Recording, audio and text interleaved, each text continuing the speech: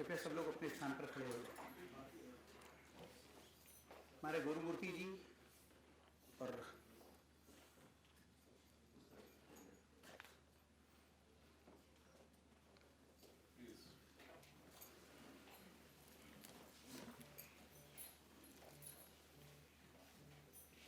आज के इस लोकार्पण समारोह में आप सबका स्वागत है।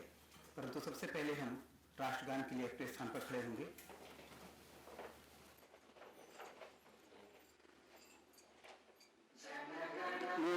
अधिनायक जय हे भारत भाग्य विधाता, पंजाब सिंध गुजरात मराठा द्राविड़ उत्कल गंगा, विंध्य हिमाचल यमुना गंगा उज्जल जलधि तरंगा, तव शुभ नामे जागे तव शुभ आशीष मांगे, गाहे तव जय गाथा, जन गण मंगलदायक जय हे भारत भाग्य विधाता, जय हे जय हे जय हे जय जय जय जय हे।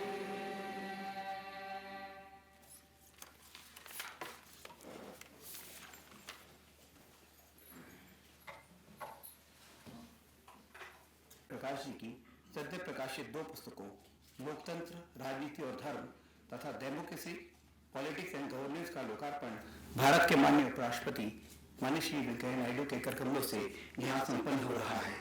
मैं हृदय से उनका स्वागत करता हूँ। विशिष्ट अतिथि के रूप में विवेकानंद इंटरनेशनल फाउंडेशन के अध्यक्ष और तुलक के संपादक श्री एस गुरुमूर्ति जी हमारे बीच उपस्थित हैं। मैं उनका भी हृदय से अभिनंदन और वंदन करता हूँ। इस सभागृह में अनेक प्रतिष्ठित विभूतियां हैं के केंद्रीय मंत्री हैं। मैं उन सबका और आप सब समाज के विभिन्न वर्गों के श्रेष्ठ जन यहाँ उपस्थित हैं। आप सबका हृदय से वंदन अभिनंदन। फेसबुक लाइव और यूट्यूब लाइव के माध्यम से देश भर से जुड़े श्रोताओं का भी हम अभिनंदन करते हैं। और सबसे पहले मैं आग्रह करता हूँ अभिषेक जी से आए और माननीय उपराष्ट्रपति जी का पुस्तक संच देकर स्वागत करें।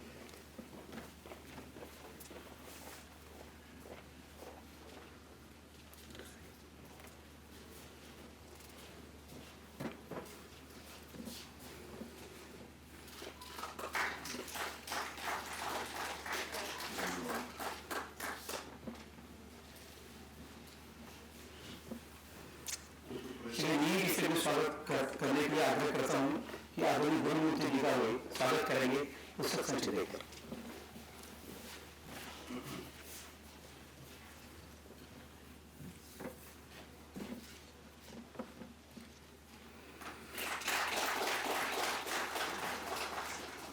और आज के उत्सव के केंद्र बिंदु आदरणीय सूर्य प्रकाश जी का मैं स्वयं स्वागत कर रहा हूँ।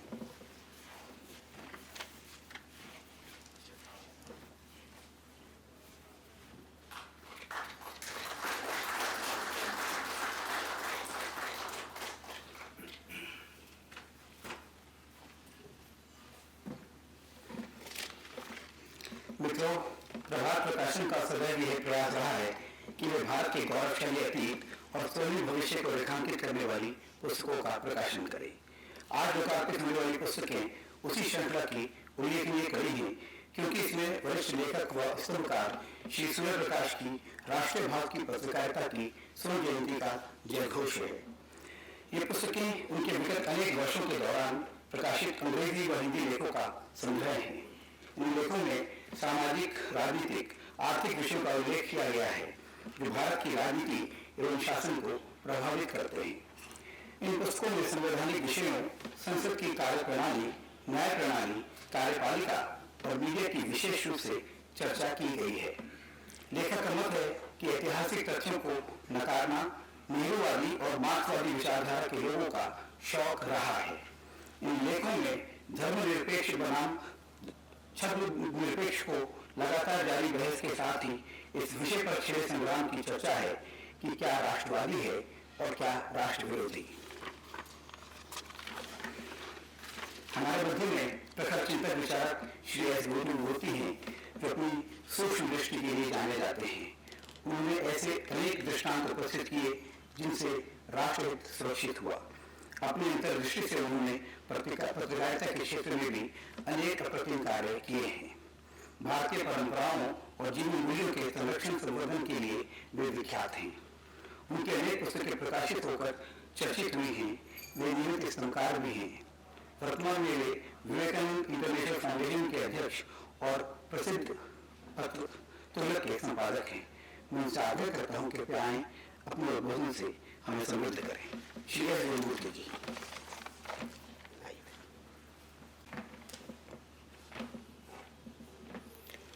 Honorable Vice President of India, Shri Venkaiah Naidu ji, my good friend Surya Prakash, most of them are my friends who are present here.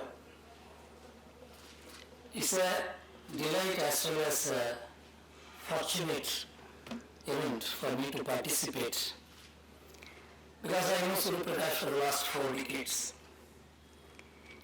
We have worked together, slogged together, fought together, and it is a very different kind of ecosystem in which we functioned. There are many who are present here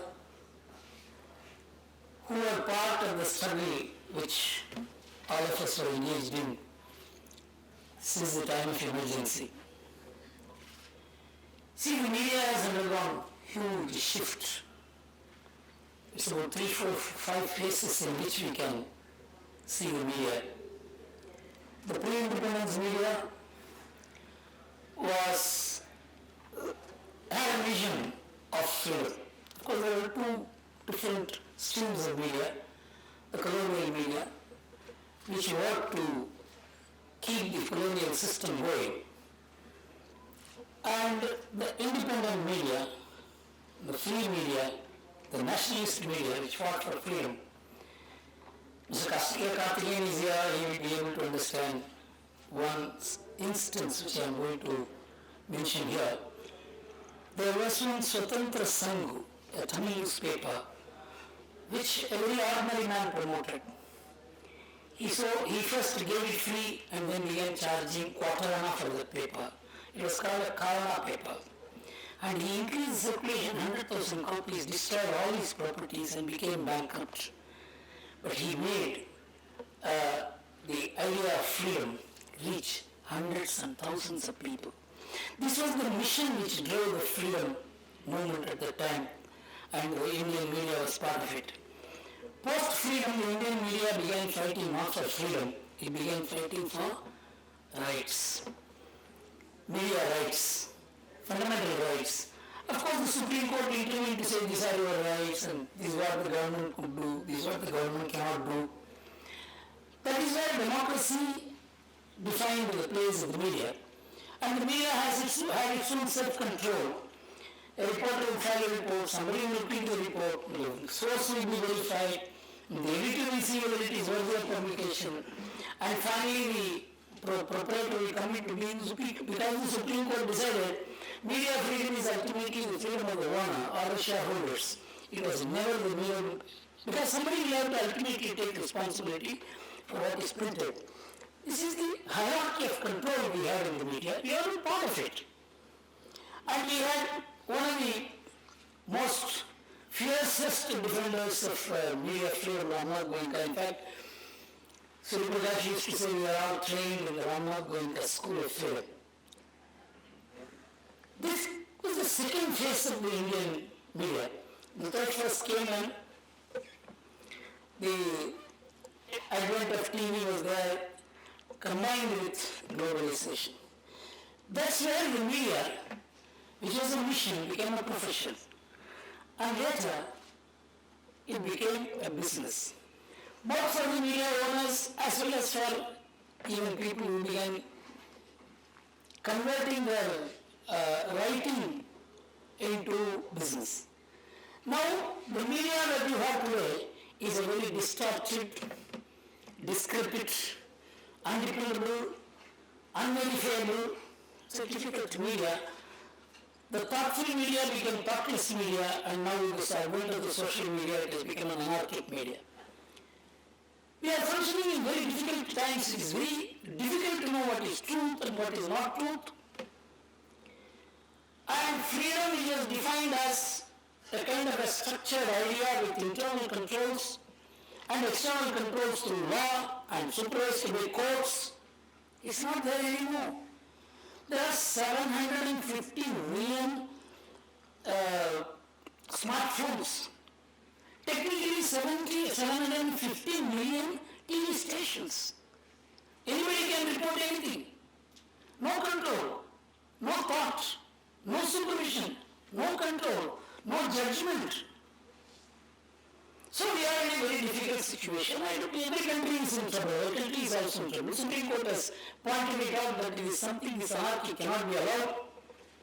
Why I am mentioning at this point is that when we carried on the struggle against the emergency, all the freedom was denied to us. We were put back in the position of the freedom struggle when the foreigners denied the freedom of press to our independent media. The same position we were put for 2 years, 1.5 years. We all struggled at that time. Indian Express was almost going to bankruptcy. We were all part of it.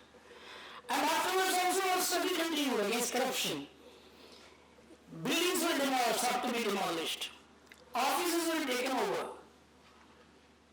At that time nobody came to the rescue of the Indian Express, except the courts. Today, absolutely there is no control over, there is no government control, government restriction, government action against the media. But today the world over we are being branded as a country where there is no media freedom, where there is intolerance. I mean, I cannot understand, because if I have a helicopter look at what happened in 1970, 1980, 1990 and today, I am amazed, because India is probably one of the freest countries in the world in terms of freedom of press. So at this moment, when I am having a look at the book that is going to be released today, what an amount of thought, what an amount of commitment, what an amount of dedication to bring out what is the truth. Because all odds that has gone into articles that has been compiled and put into the form of a book that took me back to the days when I shared my position as an advisor to the Indian Express with Surya Prakash as a senior journalist. I am delighted that I am part of this function, because there is recalls not only the old days, better days, principled days, days when commitment had an overriding power over everything. Today we are in a very difficult situation. We need a moral revolution, a spiritual revolution. We all have to think and introspect, because this is an audience, this is a thinking audience, influential audience, an audience which has concern. All of us share some concern. And so this appeal to this audience is that we should strive our best to ensure that we reinstate some of the values which have driven the Indian media and made it a purposeful media. Today, as I said, it has become an anarchic media, because of social media is actually mostly in the TV media and the print media. It's a very difficult transition we are undergoing. We need to have a kind of a U-turn, and I appeal to all of you to think deeply about it. And it requires a very collective effort. It requires state action also. It requires the judicial mind also to look at it with the practical outlook, not theoretical or the liberal outlook, which is now tending to create near anarchy all over the world, not only in India, everywhere. So I think this is an occasion for us to introspect, and Surya Prakash book release function is not just to release the book of his articles, which are anyway highly educative, but this is also an occasion for us to introspect and see how the media can be made purposeful, media can be made more orderly, media can be made more dependable, And the word media itself is losing its meaning today because newspapers or TV channels themselves are losing their relevance with the advent of the social media. So an order has to be restored in the way news is conveyed. Views are held out to the people. And so it's a big responsibility cast on all of us. I'm happy that I have an occasion to share some of my concerns. Thank you very much.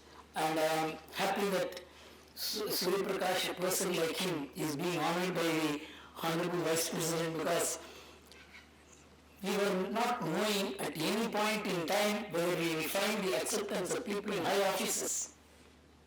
Today, I am happy that a person who has dedicated his life to purveying the truth, the kind of arts he has undergone. Even yesterday we sat and discussed about the kind of difficulties he has undergone as a journalist, and that such a man is being honored is an honor for all of us. And I am happy that the Vice President of India has spared time to be here and release this book. Thank you very much.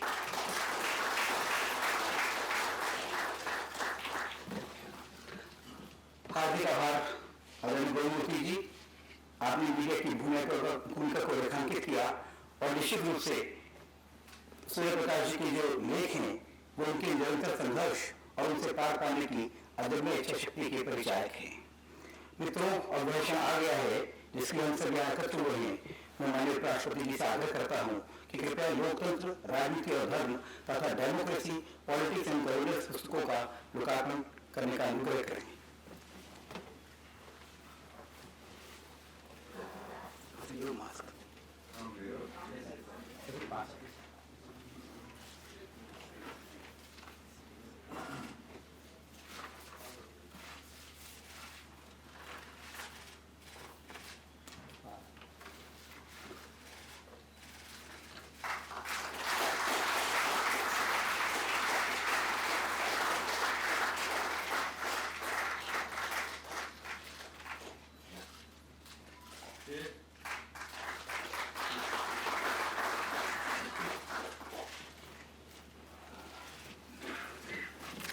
धन्यवाद माननीय राष्ट्रपति जी।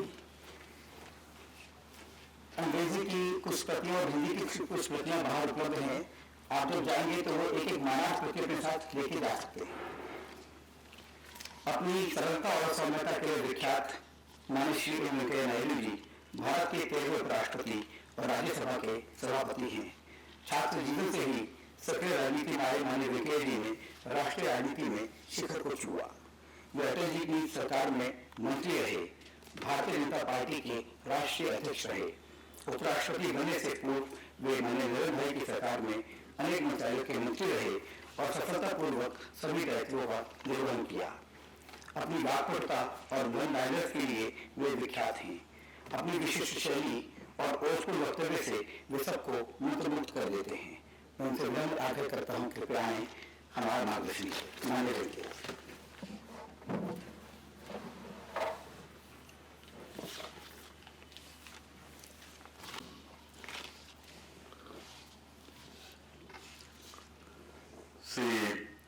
A Surya Prakash,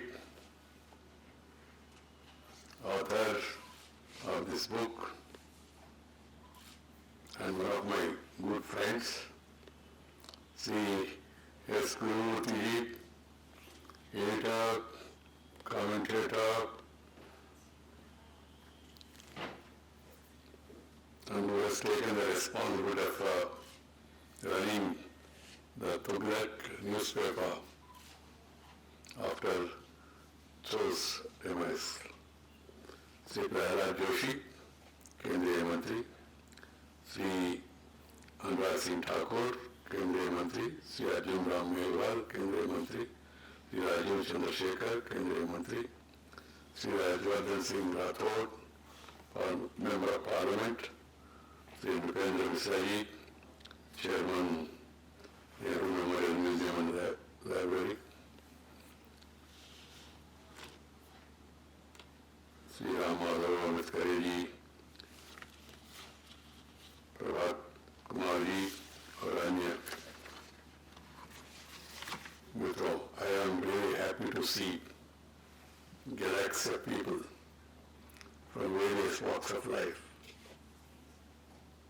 who have come to participate in this program.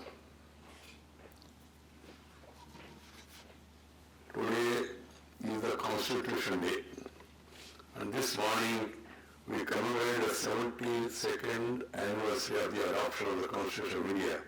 This day, in 1949, at an event at the Central Hall of Parliament. I'm indeed happy that the release of two books authored by Dr. Surya Prakash titled Democracy, Politics and Governance in English and Loktantra, Rajniti and Dharma in Hindi is scheduled to coincide with such a solemn occasion. Initially, I advised Surya Prakash to have the program on some other day because Constitution Day, Central Hall of Parliament, and then President, Vice President, Prime Minister, all of us are there in that function. I told him that he may not get required publicity. He said, no, sir, I am more concerned about the occasion. Today also is the concluding day of the Asian European Summit, that SM meeting also. I was there in that meeting. There are a number of other important functions, but the timing of the release of this program, book, is befitting because he has spent a lifetime analyzing the functioning of our parliamentary institutions and the constitutional framework that guides our public life, and polity and amplifying the messages that flow from the same for wider dissemination and sensitization. At the outset, I compliment the author for the passion, purpose, perspective, and perseverance that marked his 50 years long career as a journalist to start with and as a commentator later. Dr. Surya Prakash ji exemplifies these attributes of an ideal journalist through his relentless pursuit of excellence combined with ethical standards. Excellence, ethical standards. I have reasons to believe that it has been meaningful and satisfying mission for him on account of his contribution on record and their impact on all the concerned stakeholders, including the reading public. Sri Surya Prakash was totally objective as a journalist, keeping the news and views separate. The biggest problem is today, people combine news and views.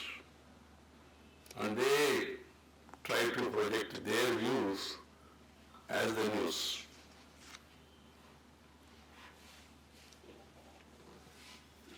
Keeping the news and views separate and leaving the judgment to the people. You can make commentary, undoubtedly. You can make analysis. He passionately pursued his perspective-driven views as a commentator later. These 4 P's that I refer to should guide any journalist and commentator.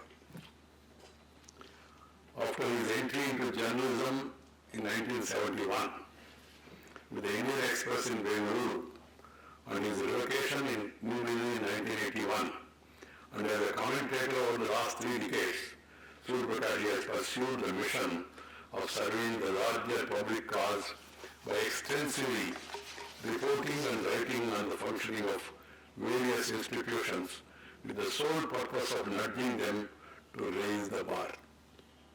My sense is that imposition of the emergency just 4 years after his debut as a journalist and the attendant scares that he personally underwent and witnessed resolved him to focus on the rights and dignities and duties of citizens and to ensure that the nation's march is guided by the philosophy outlined in the Constitution. His respect for the truth and his respect for and the commitment to the constitutional principles comes out as the defining principles of his 50 long years of his mission.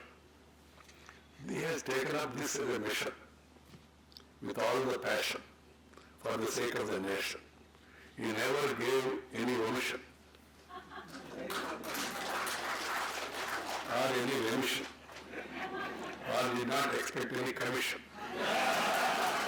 He performed his responsibilities with passion for the nation. That's where people admire Surya Prakash. There are very few who can match such single-minded pursuit of Surya Prakash with such a determination and clarity of thought and purpose. The two books that I am releasing today, I have released, chronicles the trends and the temptations that marked our public life over the last 30 years, bringing out the attendant concerns and flagging the required correctional interventions. These books are of great value as ready reckoners to understand the shortcomings in the functioning of our constitutional and parliamentary institutions and the aberrations triggered by short-sighted persons in power and authority. What marks the works of Surya Prakash is the intense research and following evidence that he marshals in support of his arguments. Because information is very vital. But information with confirmation is more than ammunition. He is known for it. His book, What Ails Indian Parliament, published 26 years ago, is a clear proof of such an approach of Surya Prakash, which brought out the shortcomings in the functioning of our apex legislature, with a huge body of statistics, perhaps for the first time. Another unique contribution of Surya Prakash is his strong defense of Indian nationalism, which our constitution seeks to foster. Amidst growing domestic and international efforts to run down the cause of nationalism and even our vibrant democracy, he has been coming out with effective counter-narratives, basing his arguments on the demonstrated core values of the country and the philosophy of our constitution. Friends, I want to share with you, we are all seeing a trend, particularly in the Western media, to run down India, run down the government, and then portray India in a poor light. They are not able to digest the fact that India is on the move. India is on the rise. India is being recognized and respected once again worldwide, which was known as Vishwaguru, is again getting into that prominence. So they try to really portray India in a negative sense. This effort has been going on. As I told you, they don't digest our eminence, and then they want to run down the country, some of them, because they are not able to digest. Some of them are suffering with the problem of indigestion. And there is no counter-effective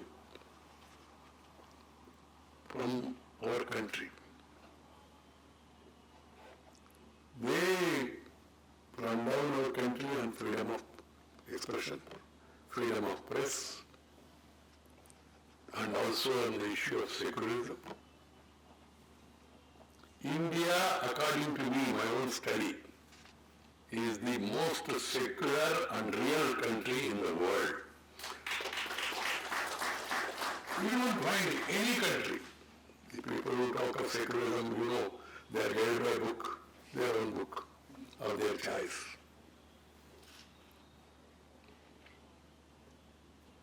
Whereas here, everybody, irrespective of caste, creed, sex, religion, and region, they are all being respected and recognized. There are instances of individuals there, here and there. But country as a whole, we practice because secularism is within the blood and nerves and veins of Indian people, not because of this government or that government. It's because it is in the blood of Indian people. Sarva Dharma Samabhavana, respecting all the religions, is our age-old practice. Sarve Jana Sukhino Bhavantu. Vasudhaika Kutumbakam. Share and care is the core of Indian philosophy. And they try to condemn us, portray us freedom of religion. I suggest to them that they should look inwards, what is happening in their countries, so-called democracies. We are the largest parliamentary democracy. We have democracy since ages in our system, even the Janapads and all. As I told you, we believe in peaceful coexistence. Second, freedom. You have such a freedom here, you can write stories like that. Suppose if this Prime Minister dies, story, I am not mentioning it, then who will be the alternative? That also one writers wrote in this country. And also so much freedom to attack Prime Minister, to attack everything. I don't think there is any parallel to this. Everybody has got a right to criticize, and some of it, as Guru was telling about social media, is waiting for a cheap presentation before the people. And our constitution is flexible. And our people, from time to time, whenever we thought, we were willing to take suggestions, share experiences, go by the success stories, and amend our constitution also. And we have such a freedom that you can adore and admire and do puja of any god. There is no dearth of gods and goddesses. Or you can also have the freedom that you yourself, you can think, I am the god. No problem.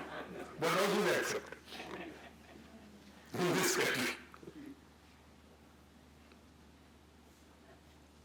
That is the greatness, beauty of the dharma of this land.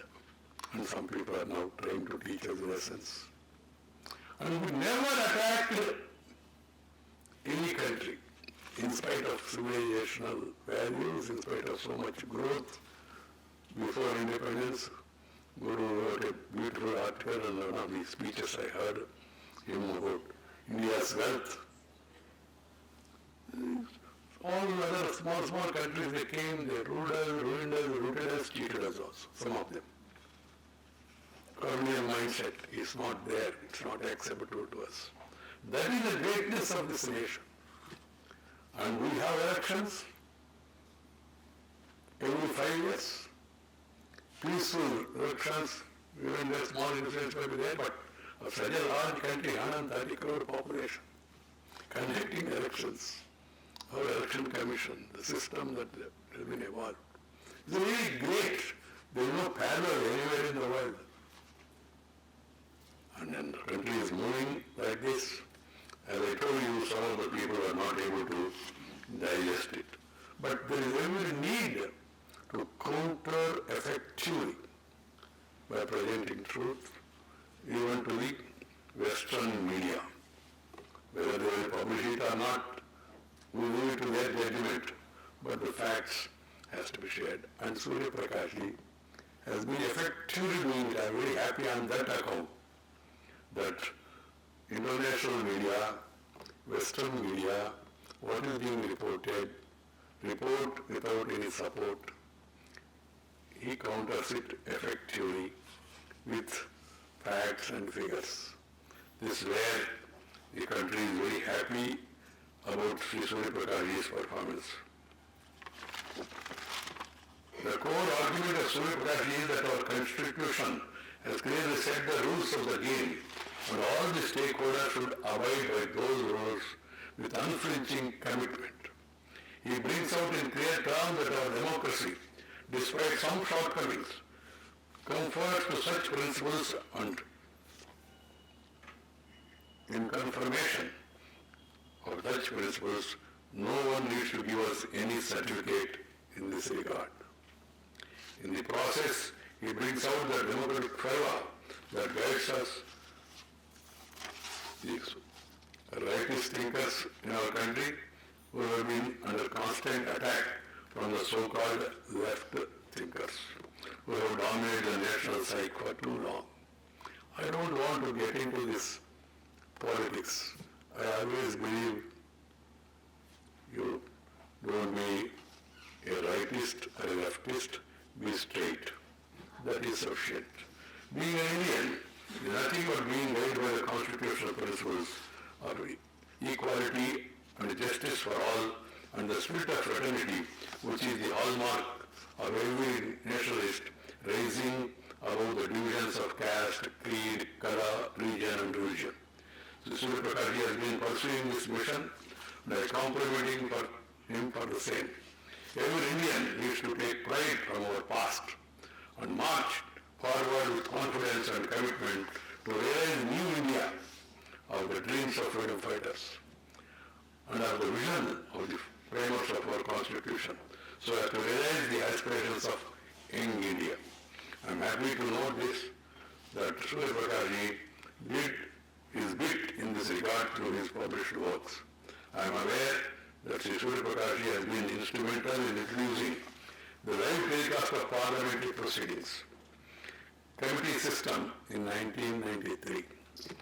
His study of Bundestag, the German parliament, and his report thereof played a key role in these two momentous decisions, which was acknowledged by the then Speaker of the Lok Sabha, Sri Sivaraj Patil. I appreciate Sri Surya Prakash for his role in them. I am indeed happy to release the two books Sri Surya Prakash has written on this particular occasion of the Constitutional Day today. I am also happy to note that large number of dearer and dearer ones of Surya Prakash are here today as a measure of your acknowledgement and support to the mission he has been pursuing over the last 50 years. No doubt, this is a great moment of joy to share for all of you. I also compliment all of you for standing by him all these years. I am sure Sri Surya Prakash will continue with his mission for many more years to come. Thank you. Namaskar. Jai Hind.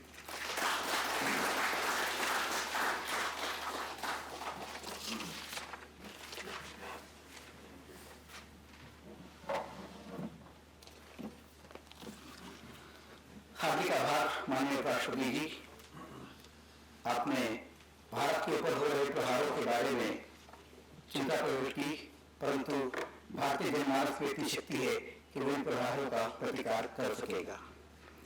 आज के समारोह के केंद्र बिंदु और उत्तर पुरुष श्री ए सूर्य प्रकाश जी ने पत्रकारिता के क्षेत्र में अपनी राष्ट्रीय दृष्टि विषयों पर विपुल लेखन करके अपना एक विशिष्ट स्थान बनाया है। वे भारतीय संविधान और संसदीय विषयों के एक प्रमुख टिप्पणीकार हैं और शासन व्यवस्था पर भी उन्होंने प्रचुर मात्रा में लिखा है। मीडिया में अपने 50 वर्षों के करियर में उन्होंने प्रिंट और इलेक्ट्रॉनिक दोनों मीडिया में वरिष्ठ पदों पर कार्य किया है। उनकी अनेक पुस्तकें प्रकाशित होकर प्रशंसित और चर्चित हो चुकी हैं और उनके नियमित स्तंभ हम पढ़ते हैं। वे प्रसार भारती के अध्यक्ष रहे। वर्तमान में नेहरू मेमोरियल संग्रहालय और पुस्तकालय की कार्यकारी परिषद की उपाध्यक्ष, राज्यसभा की शोध सलाहकार समिति के सदस्य, विवेकानंद इंटरनेशनल फाउंडेशन की गवर्निंग काउंसिल के सदस्य और नई दिल्ली स्थित इंडिया फाउंडेशन के वे निदेशक हैं।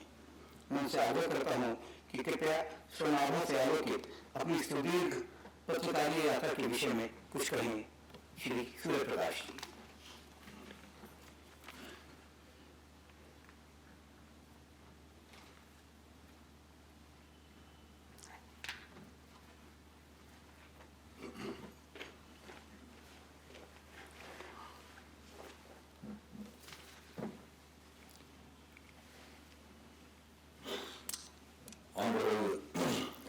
President Shri Venkaiah Naidu ji, Shri Gurumurthy ji, Honorable Ministers, Members of Parliament, senior members of the bureaucracy, very dear friends from the media family, of which I have been a part for the last 50 years, and senior members and editors and young friends, and members of my immediate family, ladies and gentlemen, who have honored us with your presence this evening, and well-wishers who are with us not just here physically, but virtually linking up with us from many parts of the world, from New Delhi to New Jersey, Bangalore to Baltimore, and London, Paris, and Bangalore, and Chennai. They are members of my family and some of my friends. First of all, sir, a very big thank you to you, Honorable Vice President, for inaugurating my books today. Some time ago, when I put this request to Venkaiah Naidu ji, he readily agreed, and not only that, he said we would have this event in this beautiful hall, which is named after the great son of India, Sardar Vallabhbhai Patel, the unifier of India, and he is one of my great icons. I study him a lot, and I always appreciate the phenomenal work he did at the time this country was born to ensure a united India. And as regards what the Honorable Vice President has said, what is it that I can say? Because his comments on my work and on my books, I consider myself, sir, truly blessed to be worthy of those remarks made by you. I thank you, sir, for your kind words and take them as an ashirwad of an elder. But I know I have a lot to live up to. As you said, you in fact said that I have raised the bar. Actually, by your remarks, you have raised the bar for me. Then we have, I must say that this is actually a big Thanksgiving moment for me, because 50 years have gone by in the media, and many of those decades were tumultuous decades, and the media scene in terms of its economics and the status of people working there and all was quite different and very difficult actually. It's only those who were determined and committed to be media persons who would enter the portals of newspapers in those days. There was no television. And I owe a lot to my parents and to my siblings who have believed in me and stood by me all these years. In fact, sir, you did mention that about the family as to kind of support that has been there. It has been invaluable for me, and that has meant a lot. And I'm delighted that a small percentage, actually I have grown up in a very large family, sir, and a very small percentage of that family is here. And here this evening, headed by my 85-year young elder brother, Shri Arkalibud Padmanabh, and my sister-in-law. Another elder of mine here today is Shri Gurumurthy ji, and he has spoken too about our association going back to our express days and the very strong influence that Rama Goenka ji had on our work. Gurumurthy ji has been a friend, a philosopher and guide, and I thank him for his kind words and good wishes, and these are truly the blessings of a senior professional. As I said, both of us have worked in very challenging times. Those were times when Indian Express was under constant threat, and Mr. Gurumurthy himself was facing a lot of legal cases. So anyway, that association continues to this day, and we engage with newer issues, and I thank him for his concern and advice in various circumstances. Since this is the Constitution Day, I wish to dwell on a subject that should be a matter of concern for all of us. In fact, the Honorable Vice President has already touched upon that in a very serious way. Over the last 2 years, I have been closely tracking the reports and surveys emanating from the West, which seek to run down our democracy and our commitment to the core values in our Constitution. On closer scrutiny, I have found that many of these surveys are discovering democratic virtues in theocratic and authoritarian nations while downgrading India's democracy. I believe that we must guard against falling into this trap because of the following reasons. After examining the constitutions of dozens of nations, in fact, the COVID period was a very difficult period for all of us, but for many of us it also took us back to study and research and so on because there was time on our hands. And I spent a lot of time on the constitutions of different countries because since for January 2020 some of these reports started appearing, which were very critical of India's democracy, and I started looking at the constitutions of different nations, including those which pretend to be democracies. And after all that exercise, I have come to this formulation. A full-fledged democracy must have the following 8 elements. An inviolable commitment to freedom of expression, freedom of conscience, and other fundamental rights. An unambiguous constitutional commitment to secularism. Separation of religion and state.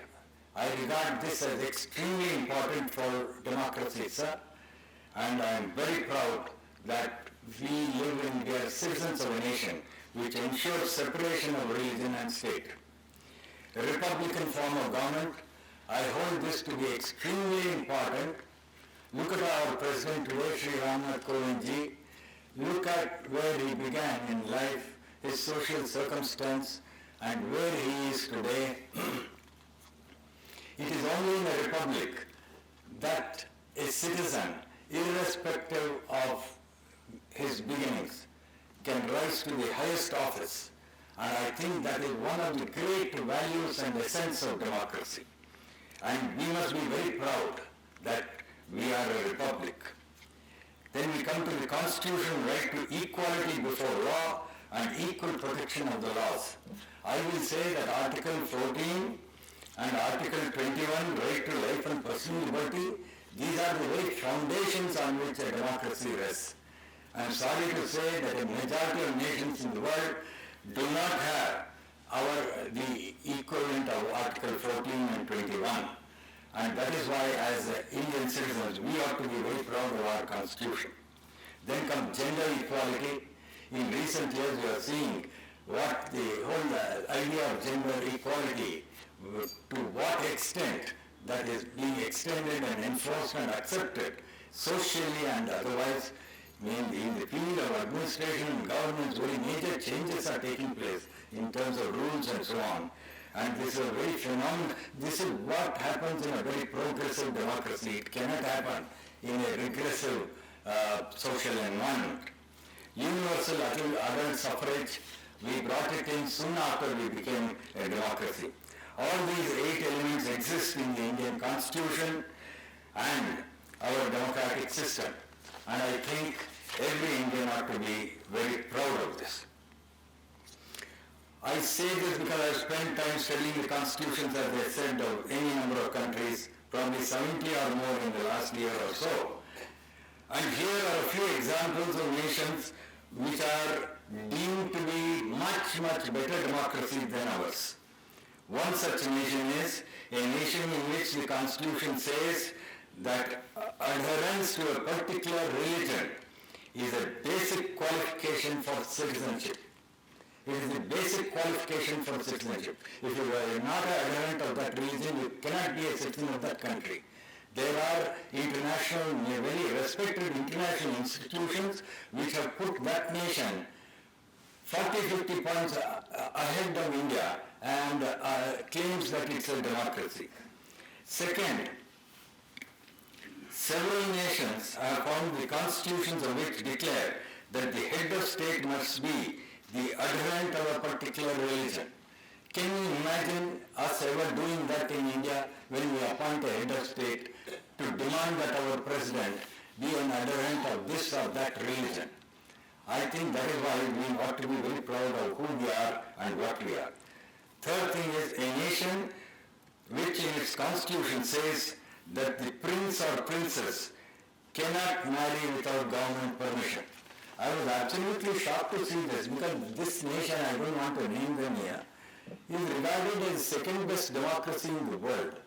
The constitution says, if you want to marry, you come to me and seek my permission. Imagine such a law in India. Would we be a democracy if we were to have a law like that? So therefore, I am of the view that in regard to our Constitution, and today is the Constitution Day, we must all be very, very conscious of these strengths that we have as a nation. आखिरी में मैं श्री प्रभात कुमार और उनकी team प्रभात प्रकाश को उनके असाधारण संयम और परिश्रम के लिए धन्यवाद करता हूँ। इस पुस्तक का प्रकाशन श्री प्रभात कुमार जी के अथक प्रयासों से हुआ है। मैं दैनिक जागरण के editor in chief Shri Sanjay Gupta ji और दैनिक जागरण परिवार को धन्यवाद करता हूं, जिन्होंने 25 वर्षों से अधिक समय मुझे अपने विचार के लोगों के सामने रखने के लिए इतना बड़ा मंच प्रावधान किया। I also thank Sri Naveen Upadhyay, Executive Editor of the Pioneer, and Sri G.S. Vasu, Editor of the New Indian Express, for permitting me to use the articles published in those newspapers in these books which are being published now.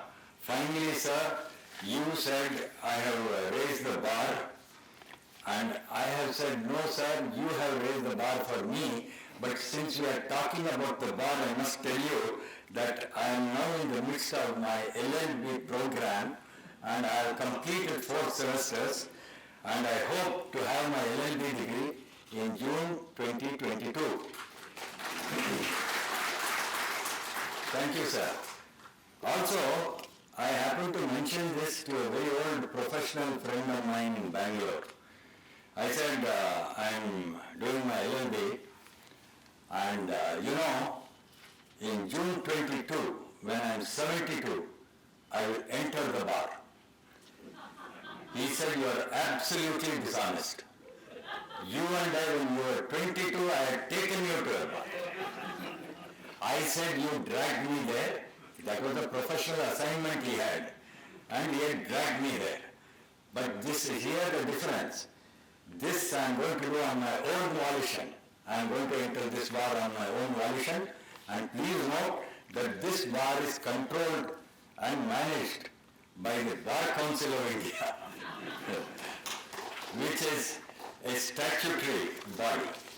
Sir, on that note, very sincere thanks to all my well-wishers and friends who are here, and many of you, sir, I know what pressing engagements you have, and you have taken time out to be here. This is a great honor, and at a moment of like this, and members of my family who are here, I'm most grateful to all of them. ऐसे लगता है जीवन सार्थक हो गया. Thank you, sir.